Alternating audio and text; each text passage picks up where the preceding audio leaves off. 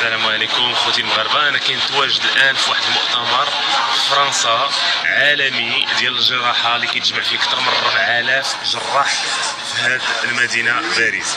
هذا المؤتمر فيه احدث التكنولوجيات، احدث الروبو، احدث الجراحات، احدث التقنيات. راح عندي جوج ديال الملاحظات بغيت نبارطاجيها معكم. اول حاجه، هذا الشيء كله اللي كتشوفوا هنا ديال الماتيريال كله عندنا في المغرب، كله عندنا في المستشفيات الجامعيه في المغرب. تخيلوا معايا. ونزيدكم الثانيه، هاد الجراحين اللي جاوا تيبانوا هما احسن وحدين هنا وشادينها وحاكمينها في البلاد، كلهم مغاربه.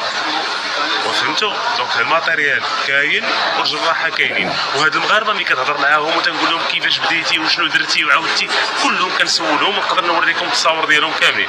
كلهم تيقول لك دابا سالات فرنسا، حنا بغينا ندخلوا للمغرب بلادنا، ودابا خصنا نجيبوهم لبلادنا، واللي عنده كاين شي مغربي طاقي يجي يدخل